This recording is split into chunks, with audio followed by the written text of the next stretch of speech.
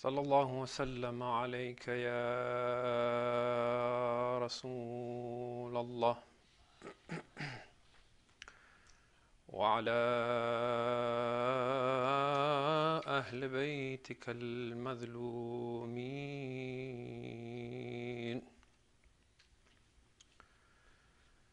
لعن الله ظالمين لكم من الأولين والآخرين.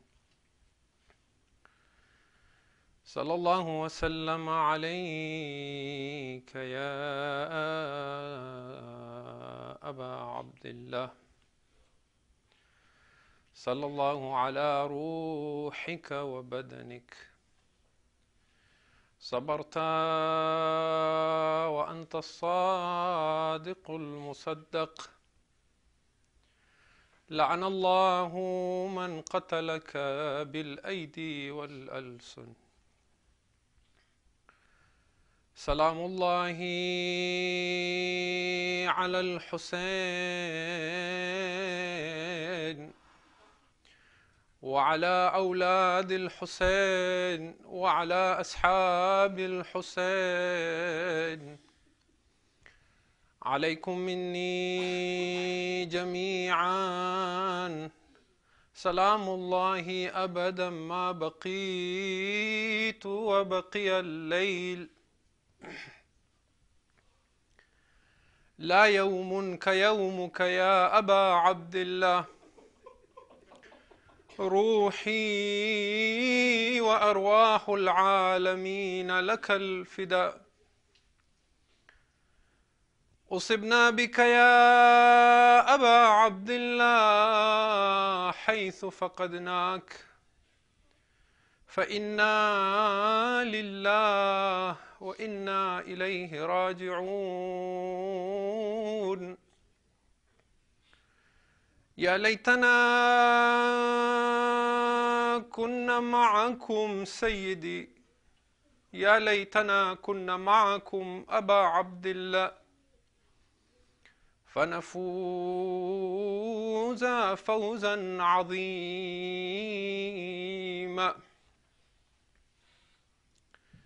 وسيعلم الذين ظلموا أي منقلب ينقلبون. ولا حول ولا قوة إلا بالله العلي العظيم. أما بعد، فقال الحسين يوم عاشوراء: إلهي جئت طرا في هواك، وأيتمت العيال لكي أراك. لو قطعتني في الحب إربا لما حن الفؤاد إلى سواك. عظم الله أجورنا وأجوركم بمصابنا بالحسين وأولاد الحسين وأصحاب الحسين. ليلة عاشوراء. My dear brothers and sisters, tomorrow is the day that we wait for all year. Tomorrow is the day that we will offer our condolences to the Messenger of Allah. Tomorrow is the day when we'll offer condolences to Amir al-Mu'mineen and say, أحسن الله لك العذا في ولدك الحسين. Tomorrow is the day we will offer condolences to the brother of Hussein, Imam Hussain al-Mujtaba. But if you wish, you can start offering condolences to Fatima from tonight. Why? Because if you had been in Karbala tonight, you would hear from the plains of Karbala the voice of a mother crying, Ya Hussein, Ya Hussein, Ya Hussein, Ya Hussein. Fatima has been crying, of course, from Medina for Hussein.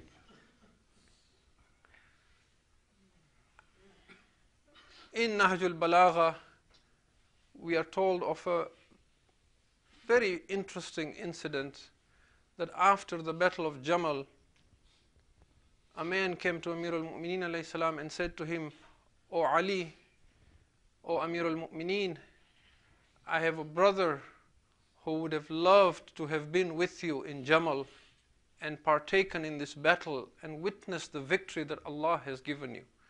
But unfortunately, he was denied this opportunity. Amir al-Mu'mineen said to him, tell me, does your brother love me, and is he one of my Shia? To which the man said, indeed, O Amir al-Mu'mineen. And in response, Ali alayhi salam said to him, then know that your brother was with us in the Battle of Jamal. In fact, know that every one of those who love me, who are yet to be born, and who are in the wombs of their mothers and in the loins of their fathers, they were with me and partook of this battle. From this we can understand that if we choose, then we too could have been or can be from those who are in Karbala. From one perspective, if you think about it, life has no meaning to be born after Hussein. If there was life, it was to be with Hussein. Of what use was there to come into existence when Hussein kept calling out, Hal min nasirin yansuruna, and we were not there to be with him. So we have this opportunity to be with him. But we need to change our lives and make ourselves worthy of being with Hussein.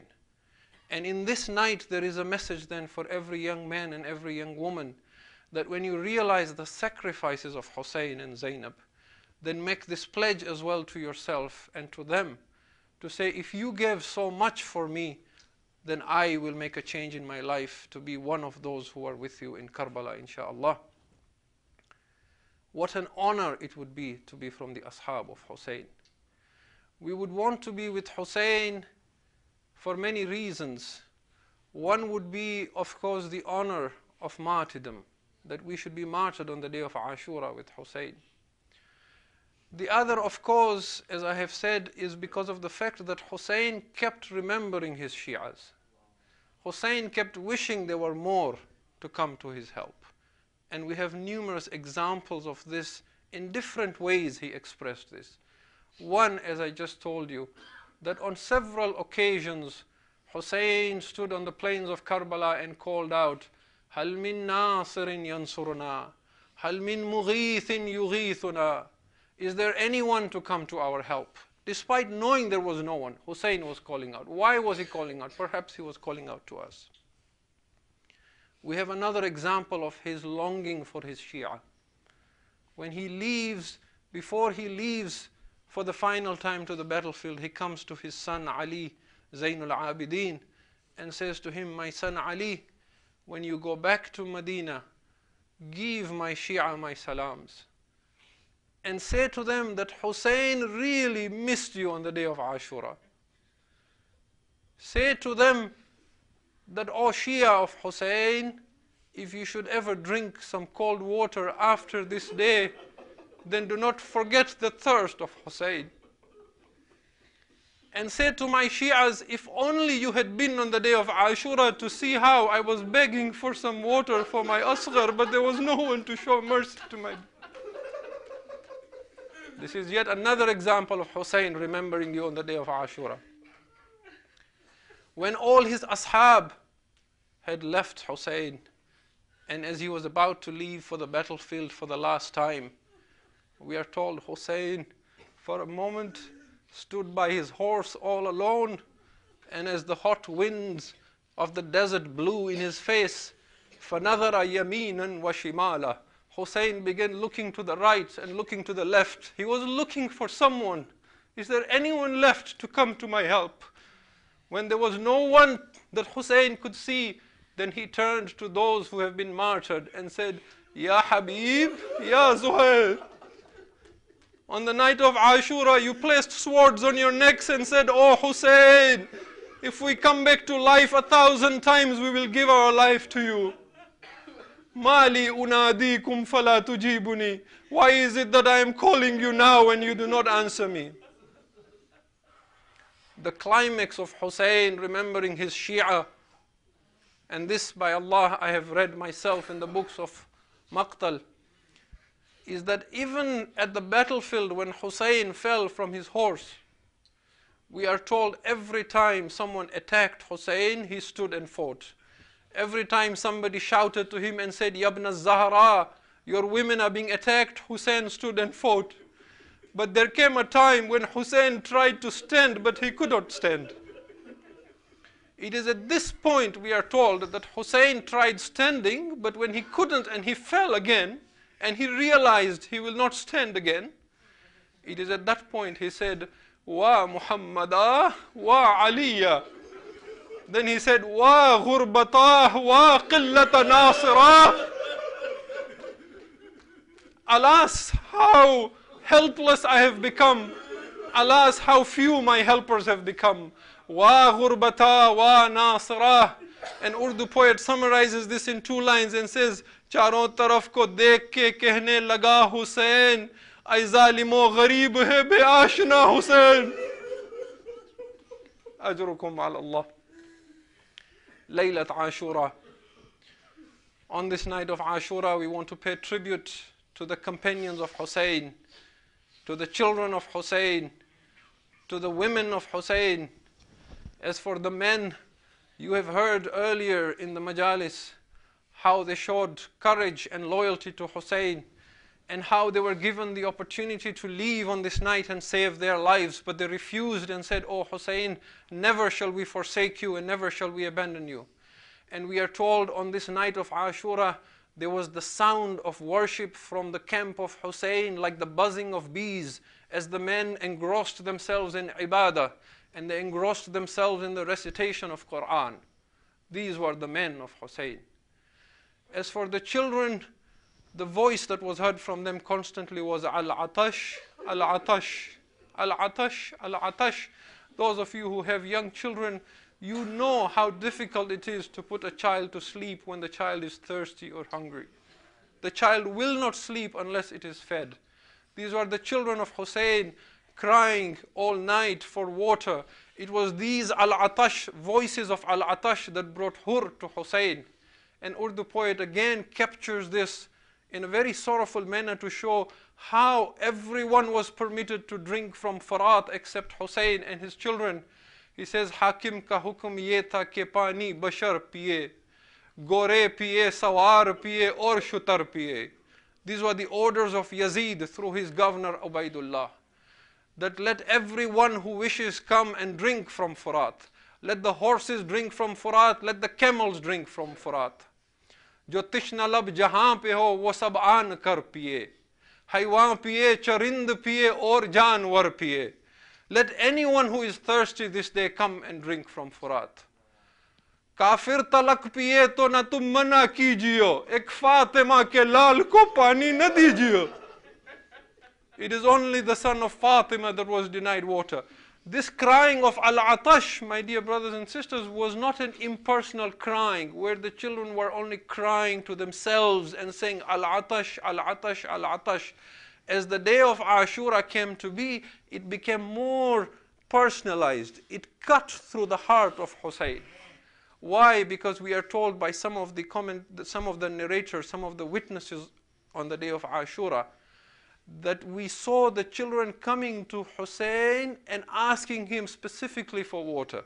One of these ruwat says, I saw a young girl, maybe 3 or 4 year old, coming to Hussein, holding onto his robes, tugging onto his robes and saying, Abata, Abata, undur ilayya ana atshanan. He says, I asked, who is this little girl who is pulling her father's robes and saying, Baba, Baba, I am thirsty, look at me. I was told this is Ruqayya, this is the little daughter of Hussein. Hussein would cry, he would pick up his daughter and hug her. He would say to her, Ya Bunayya, I do not have any water to give you, Allah will quench your thirst after me. To the point that when Hussein was leaving for the last time, we are told his daughter came and pulled his robes and said, Abata ana atshan, and Father, I am still thirsty. This is the children of Hussein. As for the women of Hussein, where can there be examples like these women of Hussein? A mother will do anything to protect her child. These were women who were sending their children, dressing them up for death, advising their children on the night of Ashura not to forsake and not to fall back on the day of Ashura from battlefield. And this is symbolized in the personality of Zainab alayhi salam. I wish to speak a little bit about this and then come to the end of our majlis tonight, inshallah. Zainab alayhi salam, we see a transformation in her on the day of Ashura. Who was Zainab until the night of Ashura? And who was Zainab on the day of Ashura? Let me give you a few examples. You will see how dramatically this lady changed overnight. Zainab was raised with her grandfather and her father and her brothers and men all around her. She was protected and she was overprotected. I have read a hadith that says that during the time of Amir al-Mu'mineen, when Zainab would request her father to go to the grave of her grandfather Rasulullah for ziyarah, and the house of Ali was attached to the Masjidun Nabawi, Ali would only permit Zainab to go for the ziyarah of Rasulullah in the night. And when he would take Zainab with her, he would take Hassan and Hussain, and he would say to Hassan, switch off all the lights and all the candles as we go to the grave of Rasulullah. And when Hassan would ask his father, Father, why do we switch off this light? He says, because I do not want anyone, no mahram, to see the face of Zainab. This was Zainab, how she was protected. When Zainab left Medina, a munadi, a caller called out and said, O people of Medina, lower your gaze, the daughter of Ali is leaving. What happened to Zainab the next day of Ashura?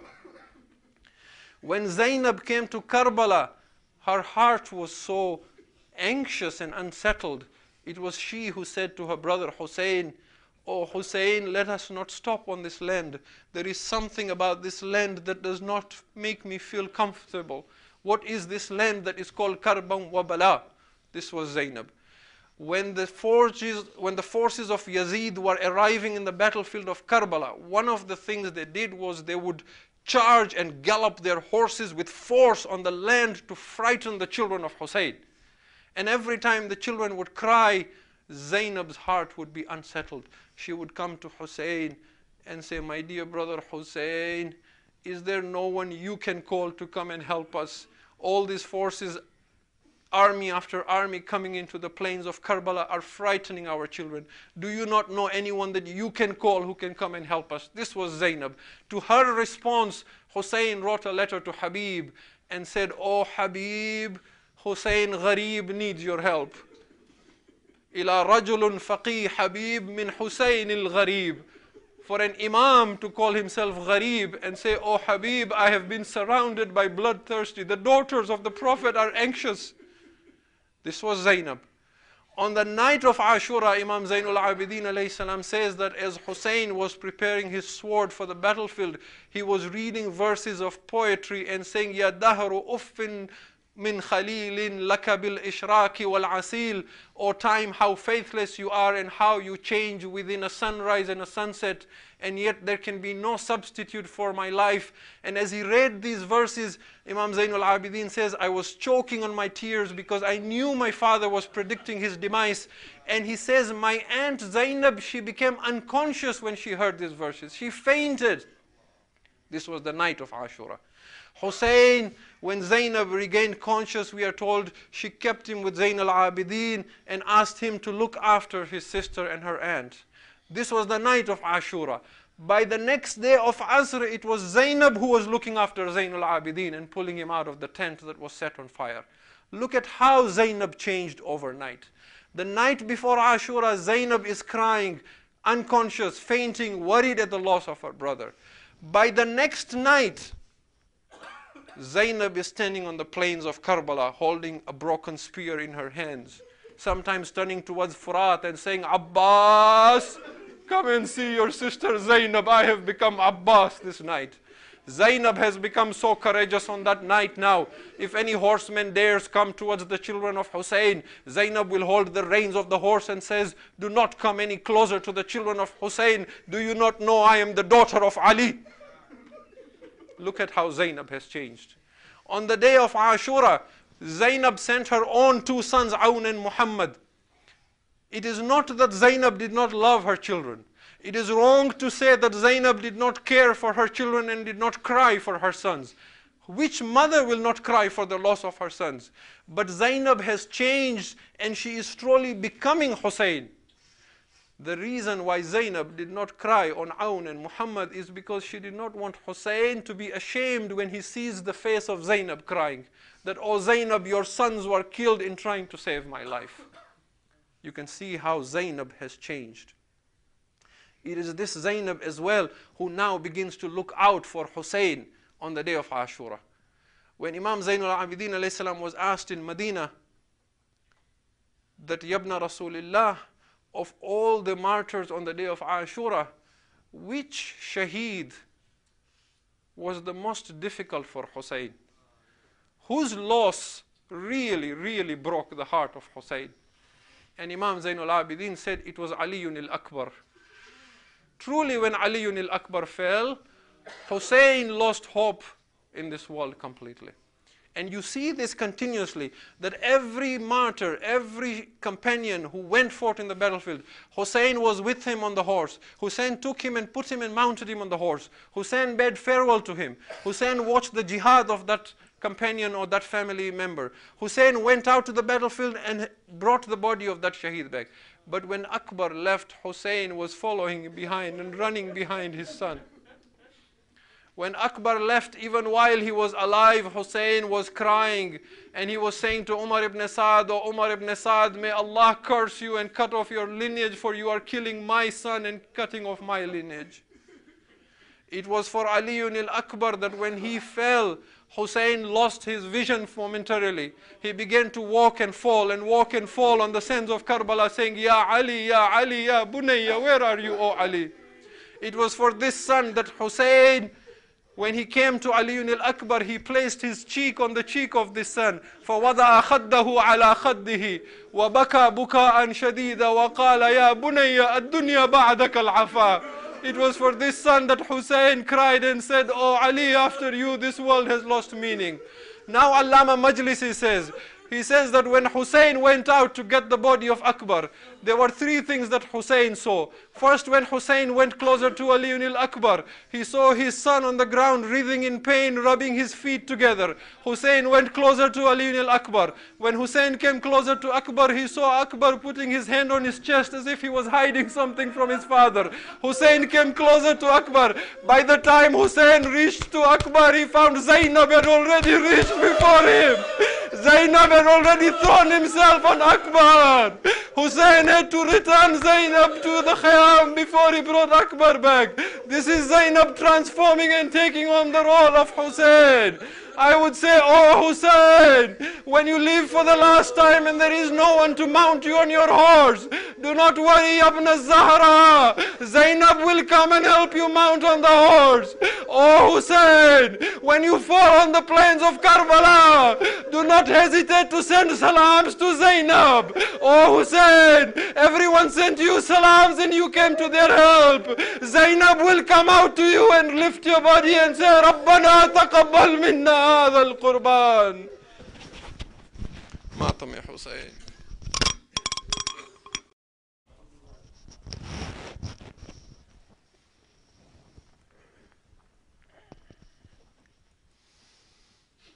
أعوذ بالله من الشيطان الرجيم. بسم الله الرحمن الرحيم. صلى الله وسلم عليك يا رسول الله وعلى أهل بيتك المظلومين.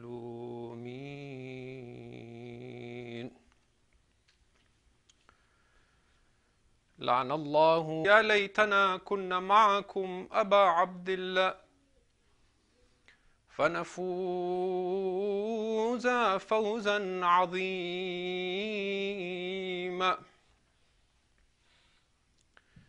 وسيعلم الذين ظلموا أي منقلب ينقلبون. ولا حول ولا قوة إلا بالله العلي العظيم. أما بعد، فقال الحسين يوم عاشوراء: ظالمين لكم من الأولين والآخرين. صلى الله وسلم عليك يا أبا عبد الله. صلى الله على روحك وبدنك. صبرت وأنت الصادق المصدق. لعن الله من قتلك بالأيدي والألسن. سلام الله على الحسين